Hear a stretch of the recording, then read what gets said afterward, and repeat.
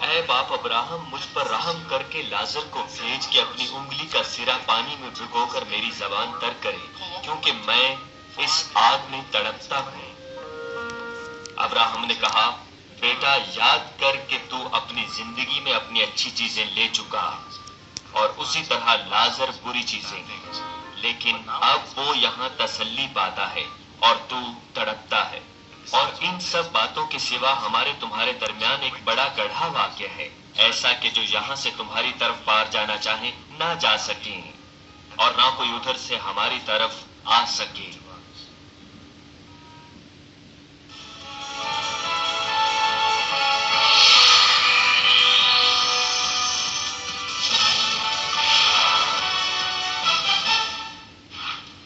مانوینٹ central church بہت سی مقامی اور بین الاقوامی کلیسیاؤں پر مشتمل ہے، جو کہ دنیا کے بیشتر ممالک جیسے کہ کینیا، امریکہ، Canada, Japan, France, India, Philippines اور ہنڈورس میں واقع ہیں۔ ریورنڈ ڈاکٹر جے راک لی نے پوری دنیا کے ممالک میں کروسیڈ کیے ہیں، جیسے کہ Uganda, Kenya, Japan, Pakistan, Philippines, Honduras, India, روس، جرمنی، پیرو، کانگو اور نیو یارک امریکہ شامل ہیں۔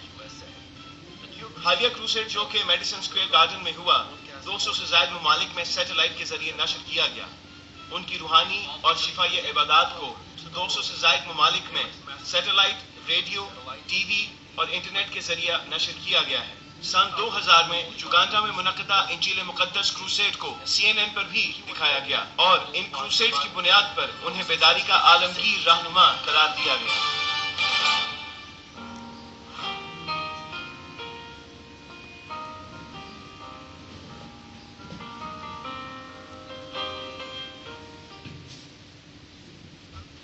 پیدائش پہلے باب کی 27 سے 28 آیات کہتی ہیں، خدا نے انسان کو اپنی صورت پر پیدا کیا، خدا کی صورت پر اس کو پیدا کیا، نر و ناری ان کو پیدا کیا۔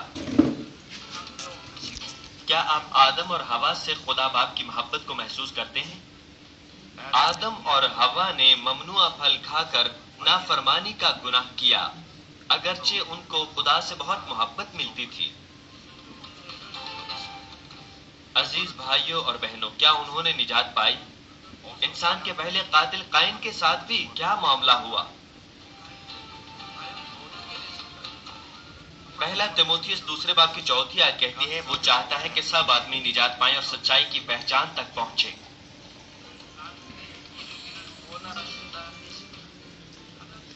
خدا ان لوگوں کو بھی بچانا چاہتا ہے جو ہلاک کرنے والے گناہ کرتے ہیں، اور ان کو بھی جو انتہائی بدکار دل رکھتے ہیں۔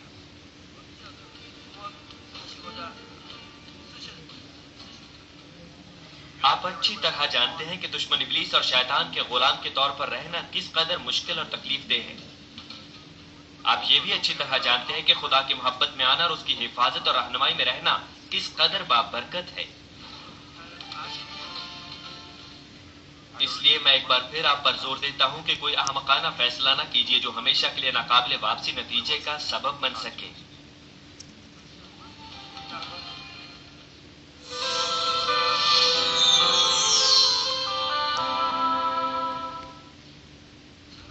مسیح میں عزیز بہنوں اور بھائیوں اور GCN TV کے تمام ناظرین، زمین اور آسمان بنانے کے بعد آخر میں خدا نے پہلے آدمی آدم اور حوا کو بنایا۔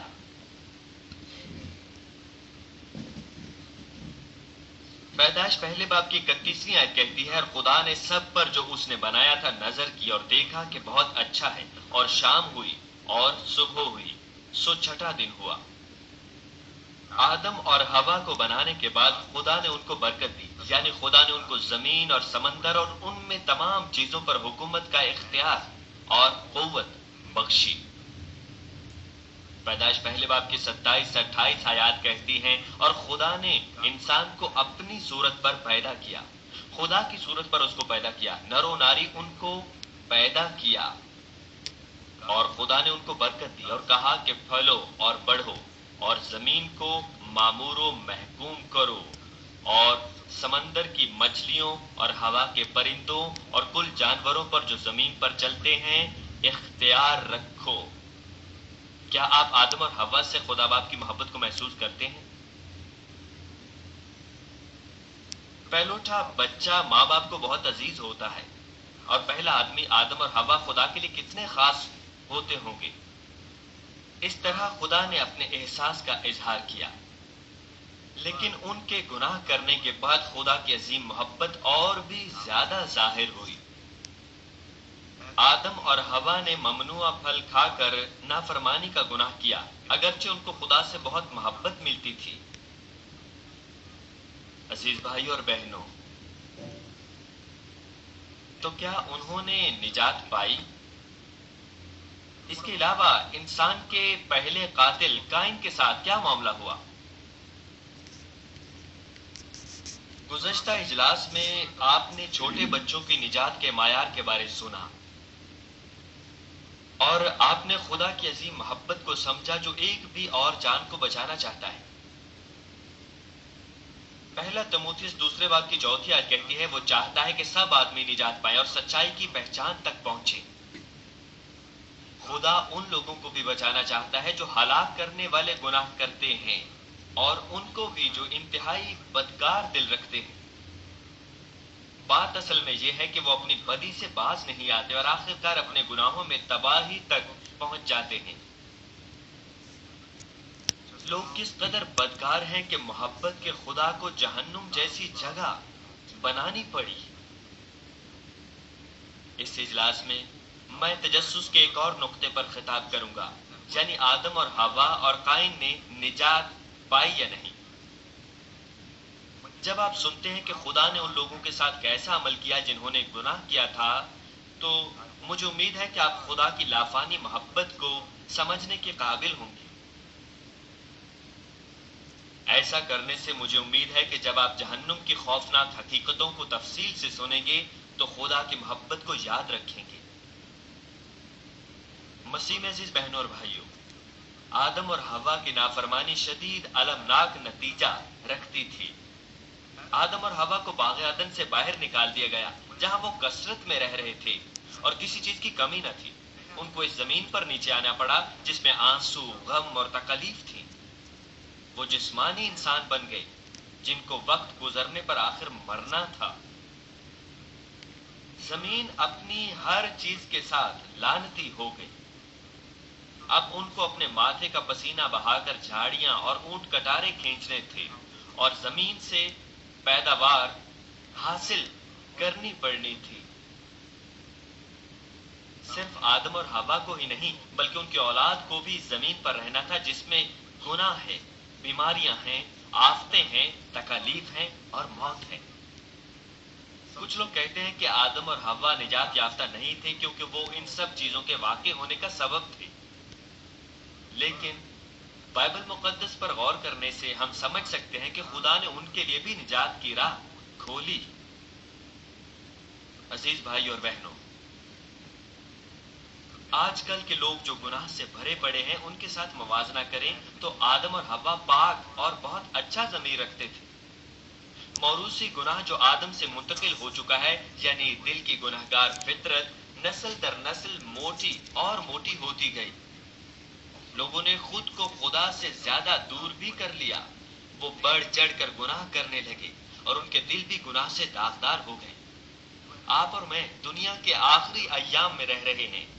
کیا دیکھ سکتے ہیں کہ یہ دنیا کس قدر تیز رفتاری سے گناہ آلودہ ہو رہی ہے؟ تقریباً 50 سال پہلے میرے گاؤں میں کوئی بھی چور نہیں ہوا کرتا تھا۔ بہت سے گھروں کے تو بیرونی دروازے بھی نہیں ہوا کرتے تھے۔ فصل کاٹنے کے بعد ہم اس کو صحن میں سکھاتے تھے اور پھر اس کو تھیلیوں میں ڈال دیا کرتے تھے، تھیلیوں میں ڈال دیتے تھے، حتیٰ کہ جب دروازے کھلے بھی ہوتے تھے اور صحن میں اناج کے دانے بکھرے ہوتے تھے پھر بھی کوئی ان کو چوری نہیں کیا کرتا تھا۔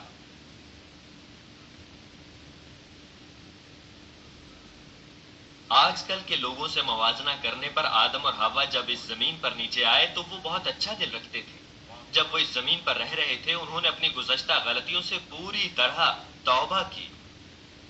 پہلے جب وہ باغ عدن میں تھے وہ کثرت سے درختوں کے پھل جب چاہے کھا سکتے تھے، لیکن اب ان کو فصل کاٹنے کے لیے مشقت کرنا پڑتی تھی۔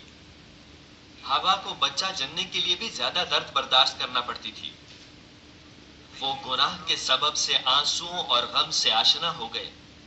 उनको अपने एक बेटे के हाथों से दूसरे बेटे का कत्ल देखने की दर्द सहनी पड़ी। इस किस्म की जिंदगी गुजारते हुए आप तसव्वुर कर सकते हैं कि आदम और हवा किस कदर अपने माजी को याद करते होंगे कि जब वो खुदा की मोहब्बत और हिफाजत में रहा करते थे। जब वो बागे अदन में थे तो वो अपने हिस्से की हर बरकत पाते थे। वो नहीं जानते थे कि वो कितने खुश थे, चुनांचे वो ये भी जानते या समझते नहीं थे कि उनको शुक्रगुजार होना चाहिए। वो सिर्फ जमीन पर आने के बाद ये समझने के काबिल हुए थे कि पहले वो उस अच्छी फिजा में रहा करते थे। वो कुछ नहीं करते थे, बल्कि वो खुदा की मुहैया की गई अशिया खाने के काबिल थे। और इस तरह वो नहीं जानते थे कि वो कितने खुश थे। चूंकि वहां मौत नहीं थी, वो नहीं जानते थे कि मौत के बारे परेशान होना कैसा अजीब है। चूंकि वो बीमार नहीं होते थे, वो इस हकीकत को नहीं सराहते थे कि वो सेहतमंद हैं। वो बागे अदन में मोहब्बत और नफरत को जाने बगैर रहा करते थे।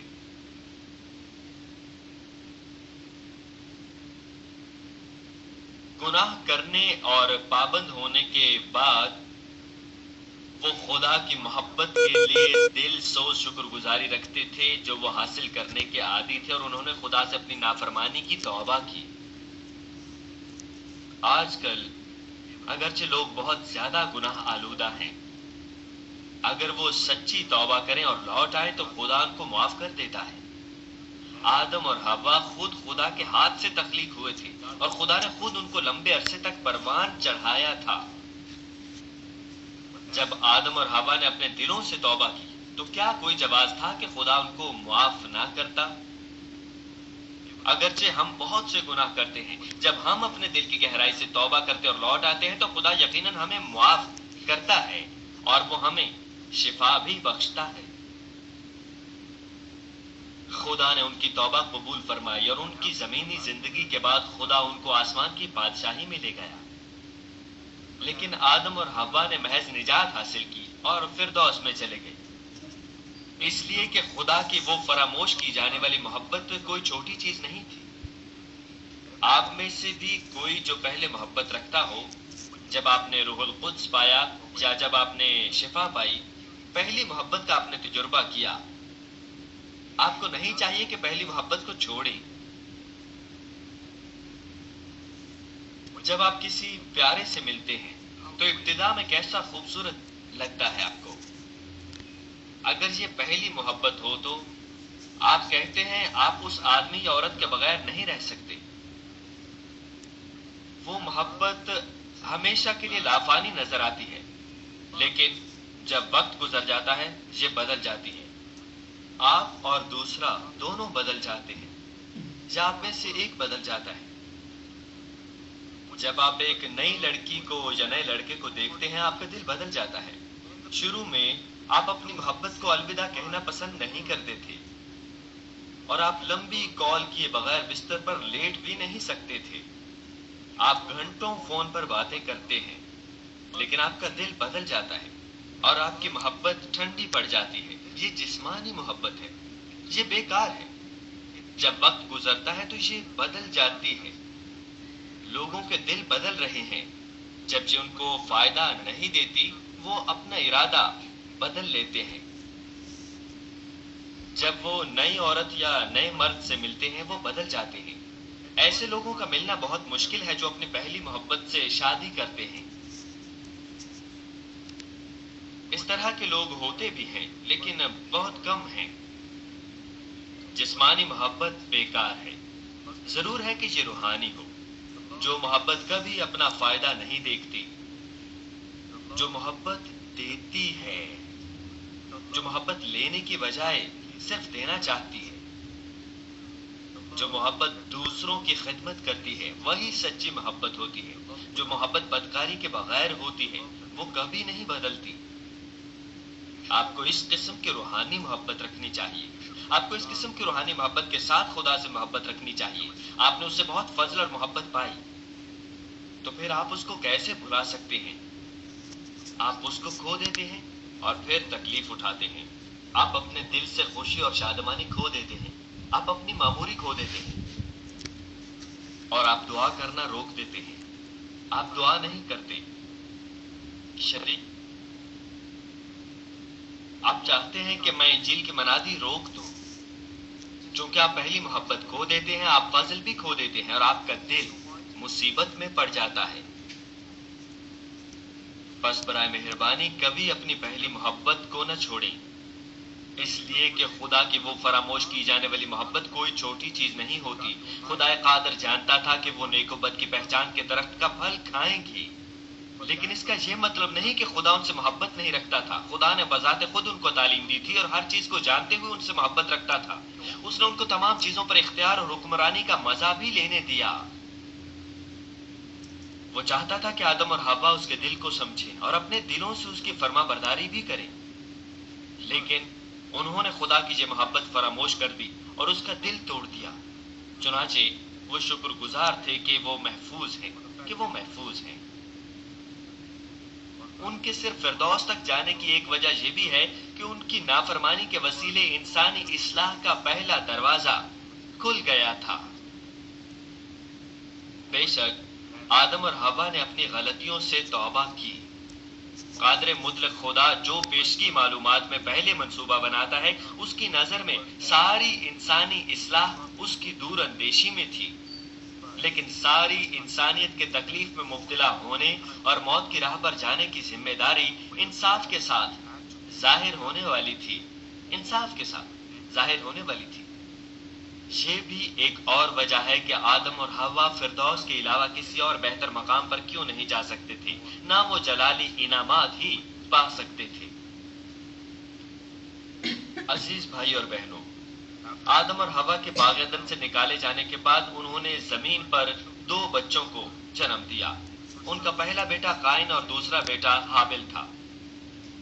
وہ جوان ہوئے اور دونوں خدا کے لیے ہدیے لے کر آئے۔ قائن نے زمین کا پھل نظر کیا اور حابل نے اپنے گلے میں ایک پیلوٹا برا اور اس کی چربی نظر کی۔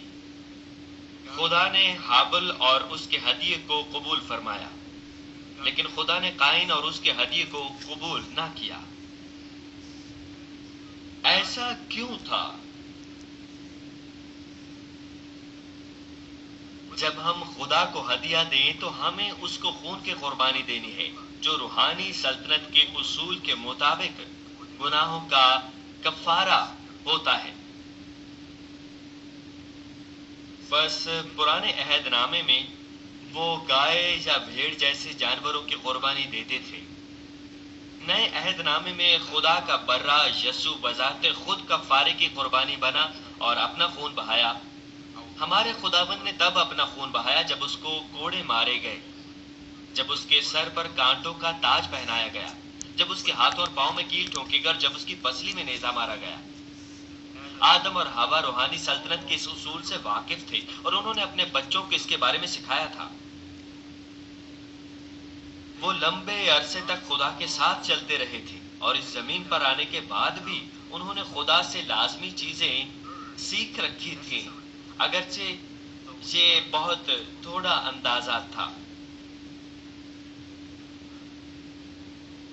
حابل نے اپنے والدین کی تعلیمات کو مانا اور اپنے گلے کا پلوٹا نظر کیا اور اپنی بساط کے مطابق بہتر قربانی ہی دی، لیکن قائن نہ مانا۔ اس نے صرف وہی زمین کے پھل دیے جو وہ دینا چاہتا تھا۔ جب آپ یہ سنتے ہیں تو آپ کو مشتاق ہونا چاہیے۔ آدم پر نافرمان پابند، اور آدم نے ضرور اپنے بچوں کو سکھایا کہ خون کی قربانی بھی دیں، لیکن قائن کس طرح فرما برداری نہ کر سکا؟ ایسا کیوں ہوا کہ وہ فرما برداری نہ کر سکا؟ اس کے متعلق عبرانیوں 11ویں باب کی 4 آیت کہتی ہے، ایمان ہی سے حابل نے قائن سے افضل قربانی خدا کے لیے گزرانی اور اسی کے سبب سے اس کے راست باز ہونے کی گواہی دی گئی۔ اس نے ایمان سے ہی خدا کو قربانی دی اور اس نے ایمان سے فرما برداری کی، پھر وہ خدا سے راست باز کہلایا۔ جب آپ روح اور سچائی سے خدا کی پرستش کرتے ہیں تو آپ بھی بتدریج راست باز ہوتے جاتے ہیں۔ ہر قسم کی بدی ختم ہو جاتی ہے اور آپ راست باز بن جاتے ہیں۔ لیکن اگر آپ روح اور سچائی میں پرستش نہیں کرتے تو آپ ابھی تک جسم میں ہیں، کیونکہ خدا نے اس کی نظروں کی بابت گواہی دی، اور اگرچہ وہ مر گیا ہے تو بھی اسی کے وسیلے سے اب تک کلام کرتا ہے۔ خدا کے ہابل کی قربانی کو قبول کرنے کی وجہ یہ ہے کہ اس نے ایمان سے فرما برداری کی اور خدا کو روحانی قربانی دی، لیکن قائن نے خدا کی مرضی کو نہ مانا۔ اس نے وہی کیا جو وہ کرنا چاہتا تھا۔ اس نے روحانی قربانی نہ بنائی، بلکہ اس نے قربانی تیار کرنے میں صرف خانہ پوری ہی کی، اس لیے خدا نے قائن کی قربانی کو منظور نہ کیا۔ آج کل کے حساب سے وہ اتوار کو چرچ آتا ہے اور پرستش کی عبادت میں بیٹھ جاتا ہے، لیکن روح اور سچائی سے پرستش نہیں کرتا۔ مثال کے طور پر کچھ لوگ سوچتے ہیں کہ وہ اتوار کو پاک رکھ رہے ہیں صرف اس لیے کہ وہ چرچ میں ہیں، اگرچہ وہ بیکار سوچیں رکھتے ہیں یا دن میں خواب بھی دیکھتے ہیں۔ جب آپ پرستش کی عبادت میں ہوں، آپ کو چاہیے کہ خدا کی پرستش روح اور سچائی سے کریں۔ آپ کو ہر لفظ پکڑنا اور اس کو اپنی خوراک بنانا چاہیے۔ آپ کو اپنے دل کی گہرائی سے دعا کرنی چاہیے اور اسی طرح آپ کو تعریف بھی کرنی چاہیے، لیکن آپ وہاں صرف کمزور خیالات میں بیٹھے ہوتے ہیں، یہ سوچتے ہوئے کہ عبادت کے بعد کیا کرنا ہے۔ اگر آپ عبادت کے بعد گولف کھیلنے یا ٹی وی پر کھیل دیکھنے کا سوچتے ہیں تو یقینی بات ہے کہ آپ سو جائیں گے۔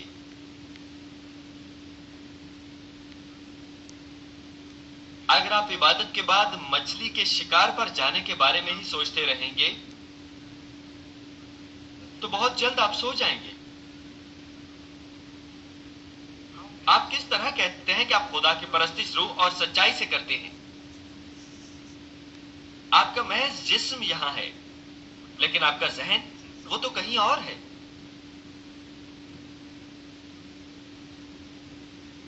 اس صورت میں وہ بھی صرف خانہ پوری پر ہی عمل کر رہے ہیں، لیکن وہ اپنے دل سے کوشش نہیں کر رہے جو اہم چیز ہے، اس لیے وہ محض جسمانی قربانی دے رہے ہیں جیسے قائن نے دی۔ آپ کو اپنے دل کی گہرائی سے دعا کرنی چاہیے۔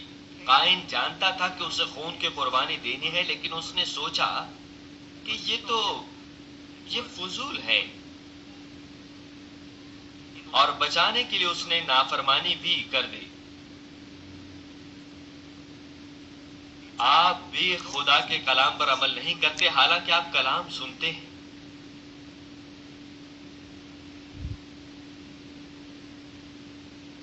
آپ ایمان سے یہ نہیں کرتے۔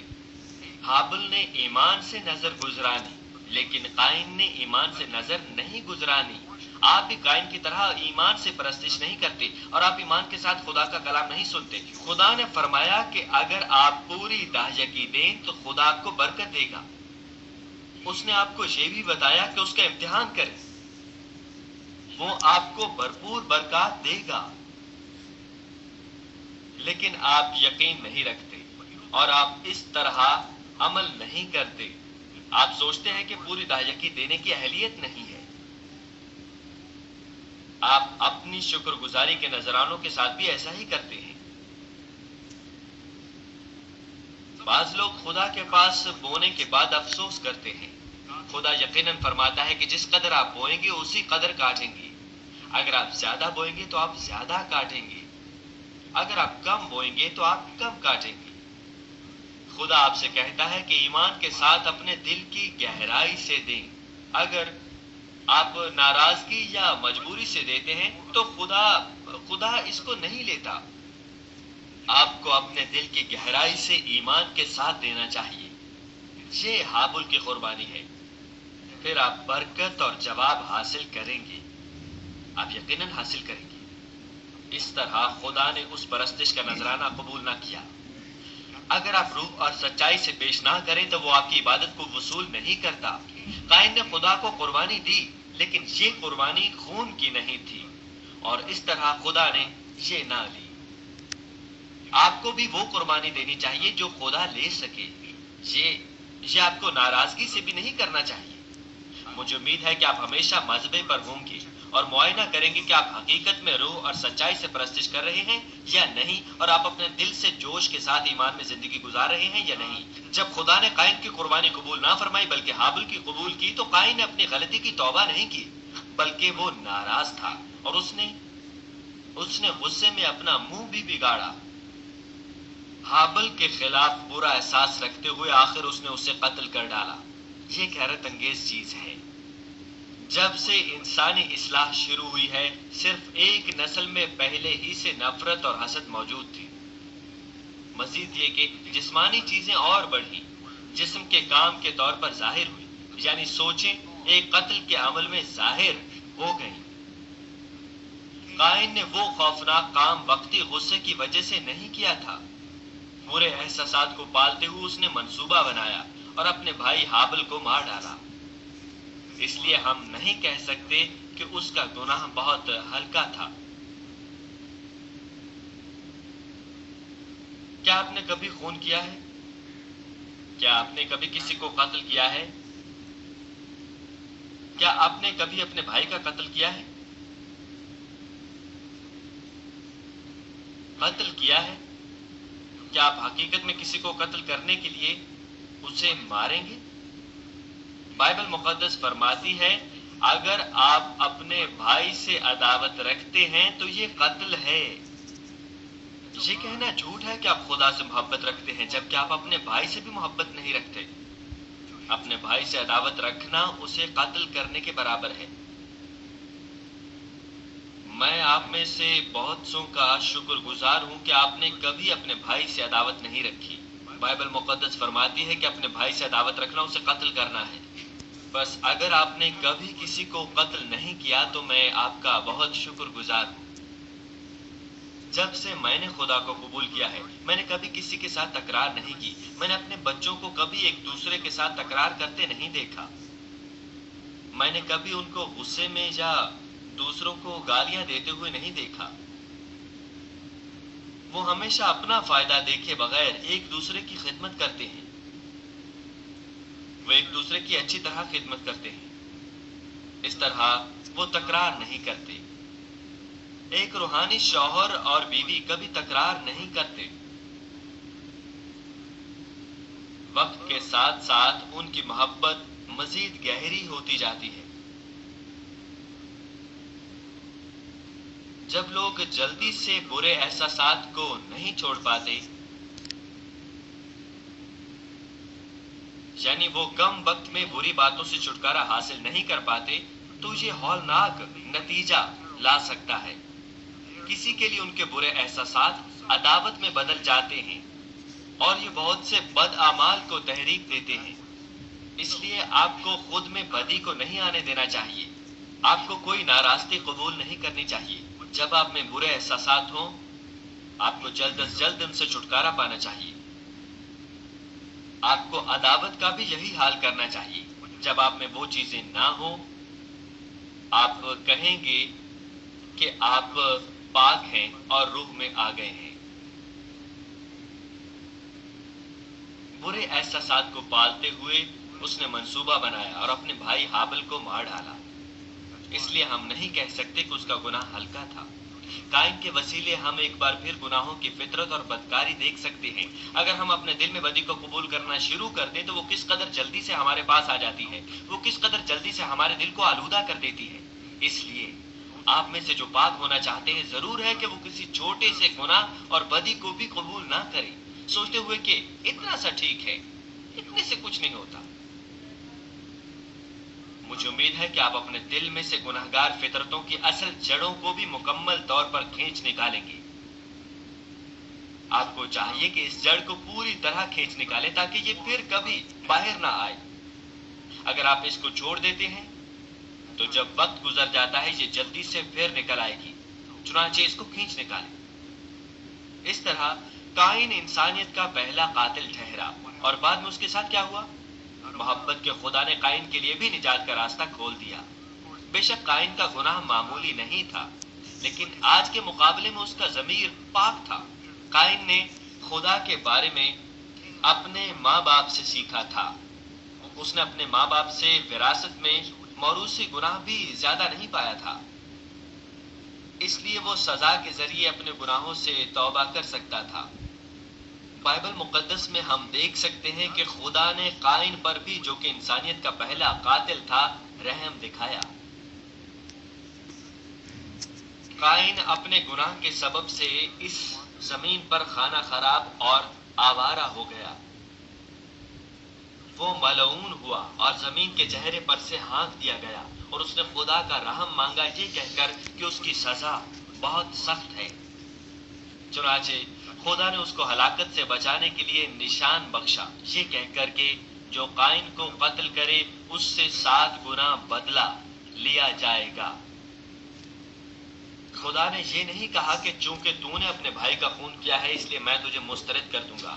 اس نے یہ بھی نہیں کہا کہ میں نے تجھے تنبیہ کی تھی لیکن تو نے نہ سنی، بلکہ تو نے اپنے بھائی سے عداوت رکھی، تو نے اس پر حسد کیا اور اس سے عداوت رکھی اور آخر اس کا خون کر دیا. بس میرے پاس تیرے لیے کچھ نہیں ہے، میں تجھے نہیں جانتا. بلکہ اس نے اسے موت سے بچانے کے لیے ایک نشان بخشا. قائن اس نشان کے ساتھ اپنی زندگی کو محفوظ رکھ سکتا تھا لیکن اسے وہ نشان دیکھ کر اس زمین پر اپنی زندگی ختم ہونے تک افسوس کرنا پڑا. لیکن اس سزا کے باوجود اس نے اپنے گناہ سے توبہ کی اور نجات پائی. اس لیے یہ اس کے لیے ایک برکت تھی. آدم اور حوا کی طرح قائن بھی فردوس میں گیا. وہ اس زمانے کے برعکس لمبی زندگی جینے کے عادی تھے. وہ صرف 80، 90 یا 100 سال زندہ نہیں رہتے تھے. اس زمانے میں قائن سینکڑوں سال تک جیتا رہا. صدیوں تک وہ آوارہ گرد رہا. اس زمانے میں سب قائن کے بھائی اور رشتے دار تھے. اس کی ساری اولاد جانتی تھی کہ قائن قاتل تھا. بس اسے ان سے بچ کر رہنا پڑتا تھا. اس کی زندگی کس قدر مشکل تھی. اس کی زندگی بہت مشکل تھی، بہت زیادہ مشکل. اسے کس قدر افسوس کرنا پڑا ہوگا. اسے ضرور کامل توبہ کرنی پڑی ہوگی.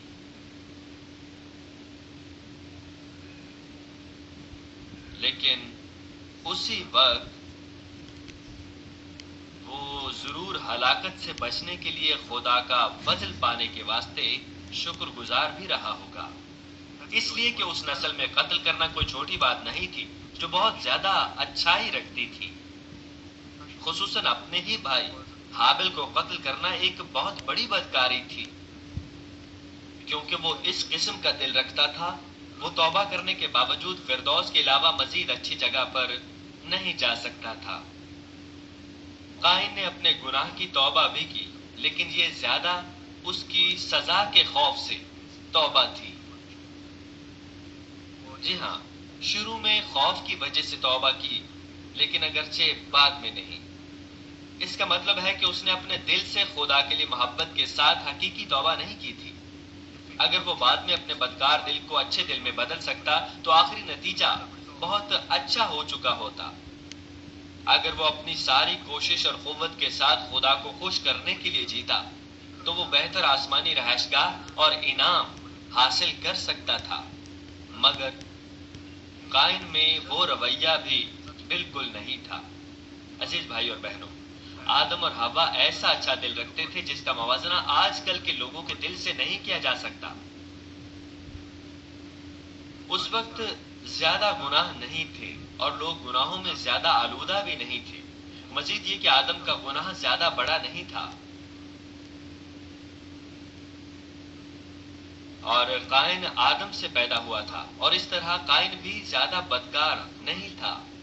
مزید یہ کہ انہوں نے اپنی زندگیوں کو باقی رکھنے کے لیے اپنے سابقہ گناہ سے توبہ کر لی تھی. بس وہ اچھائی اور خدا کی مرضی میں رہنے کی کتنی کوشش کرتے ہوں گے. لیکن اگر وہ صرف فردوس میں جا سکے تھے تو آج کے ایمانداروں کو کس طرح عمل کرنا چاہیے جو ایسی بدکار اور گنہگار دنیا میں رہ رہے ہیں. میں آپ پر زور دیتا ہوں کہ زیادہ سے زیادہ جوش کے ساتھ پاکیزگی کے لیے خواہش کریں اور ہر روز زبردستی بہترین آسمانی رہائشگاہ پر قبضہ کریں. اگلے اجلاس سے میں آپ کو زیریں پاتال کی آفت زدہ حقیقتوں کے بارے میں تفصیل سے بتاؤں گا. مسیح میں عزیز بہنوں اور بھائیوں، جب آدم اور حوا نے گناہ کر لیا تو خدا نے اپنی لافانی محبت دکھائی. جب انہوں نے خدا سے بہت زیادہ محبت حاصل کرنے کے بعد بھی گناہ کر ڈالا تو خدا نے کس طرح عمل کیا؟ پیدائش 3 باب کی 21ویں آیت کہتی ہے، اور خداوند خدا نے آدم اور اس کی بیوی کے واسطے چمڑے کے کرتے بنا کر ان کو पहनाए। उन दोनों के लिए जो अपने किए को भुगतने के लिए नीचे लानती जमीन पर जा रहे थे, खुदा ने चमड़े के कुर्ते बनाकर उन्हें पहनाए। बागे अदन में वो किसी चीज के बारे परेशान हुए बगैर नंगे रहते थे, लेकिन एक बार गुनाह दाखिल हो गया तो उनको शर्म आने लगी। दरअसल वहां कांटों की तरह की बहुत सी चीजें थी जो उनके बदन को नुकसान पहुंचा सकती थी, इसलिए खुदा ने उन्हें चमड़े के कुर्ते बनाकर पहनवाए। जब वो बागे अदन में रहने के आदी थे, चूंकि वहां कोई बदी और गुनाह नहीं था, जब वो बरहना लोगों को देखते थे तो जिनाकार नियत नहीं रखते थे। जब वालिदैन के लाडले बच्चे पहली बार चलते हैं तो आपको उनकी खुशी और परेशानी याद नहीं कि उनके बच्चों को कहीं किसी तरह का जख्म ना आ जाए या उन्हें कुछ हो ना जाए। मुझे उम्मीद है कि आप खुदा बाप के दिल को भी उसके बच्चों के लिए महसूस कर सकेंगे। मसीह में अजीज बहनों और भाइयों, आदम और हवा किसी कमी के बगैर अजीम कुव्वत का मजा लेते हुए और खुदा से अजीम मोहब्बत हासिल करते हुए बागे अदन में रहा करते थे, लेकिन अब वो आसमानी बादशाही के शहरियों की हैसियत से रहते हैं, मगर आसमानी रहायशगाहों में कम तर जगह फिरदौस में रहते हैं। फिर वो किस जिंदगी में खुशी महसूस करते हैं, बागे अदन में या फिरदौस में? हम कहां खुश रह सकते हैं, बागे अदन में या फिरदौस में? बेशक बेशक ये फिरदौस की जिंदगी है। वो फिरदौस में खुशी महसूस करते हैं क्योंकि उन्होंने जमीन पर इंसानी इस्लाह के वसीले गुनाहों की दर्द का तजुर्बा किया है। अब उनको समझ आई कि उनके लिए खुदा की मोहब्बत और उसका फजल किस कदर अजीम और कीमती है।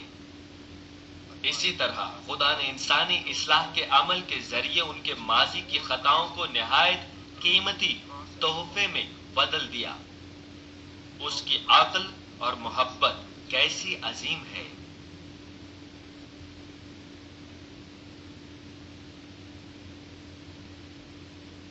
उन्होंने अपने एक बेटे काइन को दूसरे बेटे हाबिल को कत्ल करते देखा।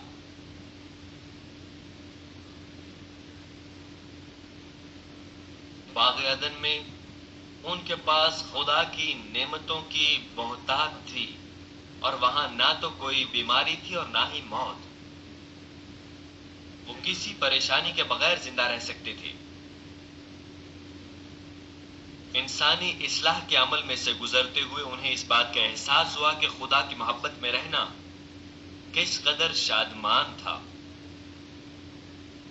इंसानी इस्लाह के बाद उन्हें एहसास हुआ कि खुश रहना क्या होता है, और उन्हें यह भी एहसास हुआ कि सेहतमंद होना कैसी शुक्रगुजारी की बात है। इसलिए वो महज फिरदौस में जाकर ही बहुत खुश और शुक्रगुजार हैं। इसी तरह खुदा ने इंसानी इस्लाह के अमल के जरिए उनके माजी की खताओं को निहायत कीमती तोहफे में बदल दिया। उसकी अक्ल और मोहब्बत कैसी अजीम है, और वो खुदा बाप की सच्ची शुक्रगुजारी के साथ हमेशा तक जिंदा रह सकते हैं। जब आदम और हवा बाग़ अदन में थे, वो मौत की तकलीफ से ना आशना थे और उन्होंने नाफरमानी कर डाली। लेकिन आप अच्छी तरह जानते हैं कि दुश्मन इब्लीस और शैतान के गुलाम के तौर पर रहना किस कदर दर्दनाक है। आप ये भी अच्छी तरह जानते हैं कि खुदा की मोहब्बत में आना और उसकी हिफाजत और रहनुमाई में रहना किस कदर बाबरकत बात है। इसलिए मैं एक बार फिर आप पर जोर देता हूं कि कोई अहमकाना फैसला ना कीजिए जो हमेशा के लिए नाकाबिले वापसी नतीजे का सबब बन सके।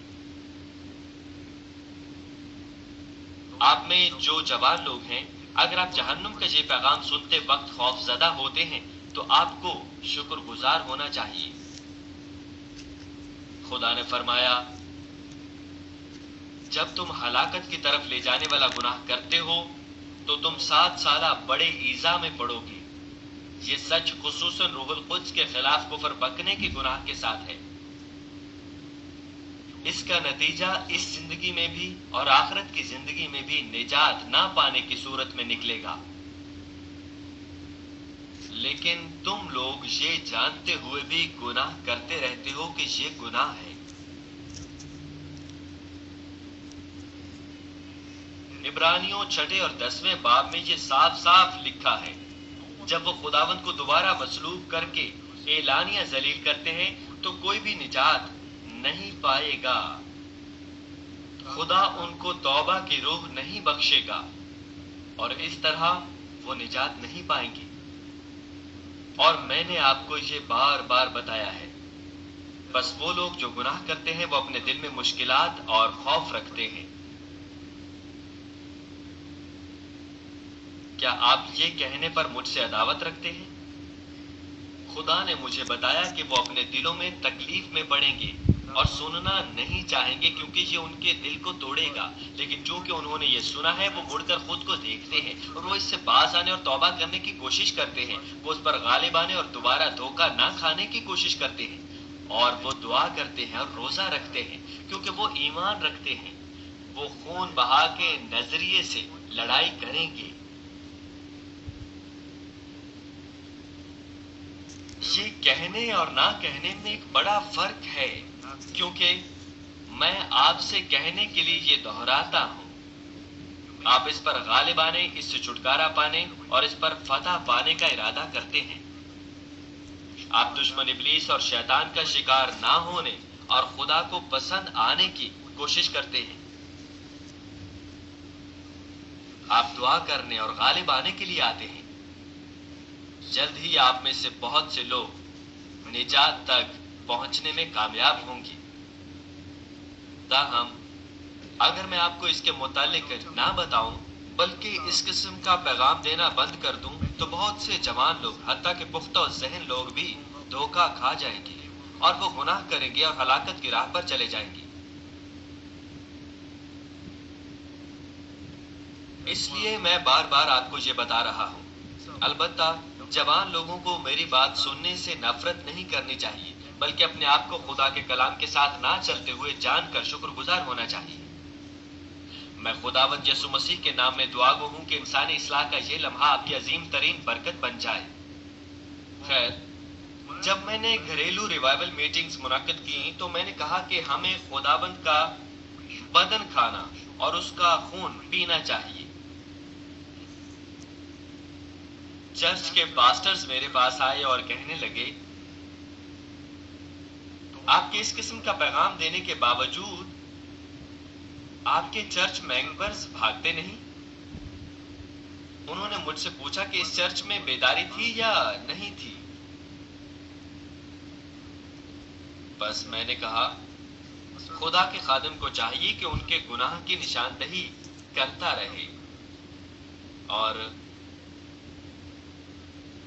उनको खुदा के कलाम के साथ जिंदा करे।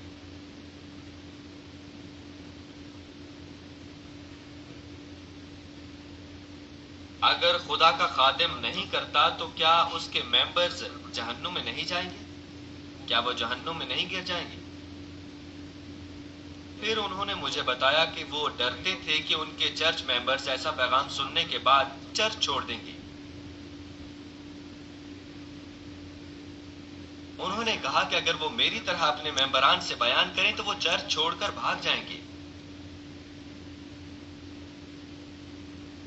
मसीह में अजीज बहनों और भाइयों, आपको शुक्रगुजार होना चाहिए कि आपके पास कोई है जो इस तरह तालीम दे सकता है, क्योंकि अगर आप उसके साथ अपनी मसीही जिंदगी मुरतब कर लें तो आप निजात नहीं पा सकते। आप निजात नहीं पाएंगे, वरना ये ऐसे हो जाएगा जैसे एक अंधा दूसरे अंधे को रास्ता दिखाए। लोग खुदा के कलाम के साथ ना रहते हुए जहन्नुम में गिर रहे हैं, जबकि उनको खुदा की खोई हुई शबीह बहाल करनी चाहिए। लेकिन खुदा के खादिम अलतार पर से क्या पेश कर रहे हैं? खुदावंद, उसके शागिर्द पौलुस रसूल और पुराने अहदनामे के अंबिया ने लोगों को गुनाह छोड़ने, नूर में चलने और हर किस्म की बदी को छोड़ने की तालीम दी।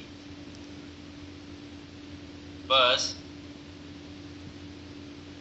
जब आप किसी को सुनते हैं जो ये तालीम दे रहा है तो आपको शुक्रगुजार होना चाहिए और आपको फर्मा बरदारी करनी और खुद को पाक करनी और खुदा और खुदावंद की कोई शबीह को बहाल करना चाहिए। आमीन।